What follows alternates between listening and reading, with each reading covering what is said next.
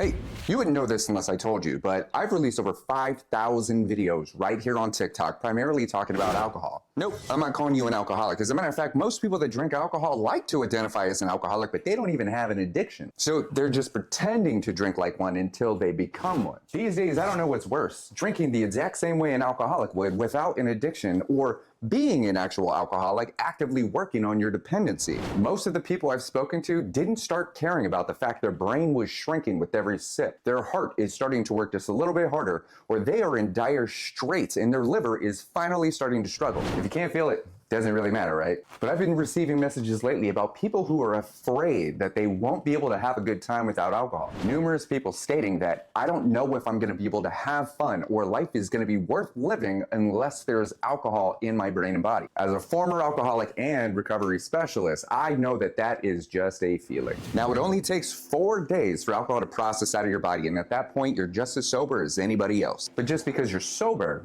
doesn't mean you're happy. Now that you're not giving yourself that free dopamine with a single sip of liquor, it's your responsibility to practice playing and engaging your brain with brain games and challenges, or even just going outside, man, play with something. Alcohol hasn't been making things more entertaining. It is a numbing agent that has been blocking your conscious awareness to how boring you actually are. So now that you're not drinking, you're fully responsible to train your brain with what health and happiness looks like. That one thing that you were doing that one time before you started drinking and having a good time, do it. Do it again, do it one more time. If it has the potential of being fun or bringing joy, do it. Life isn't boring. You just haven't practiced entertaining yourself without a poison in your brain. The good news is, it only takes about 6 weeks for all 1,400 chemicals and 50 hormones in your brain and body to start regulating themselves and you feeling like a regular human being. But just waiting around, sitting on the couch and doing nothing with your life isn't going to make your life worth living. If you do nothing,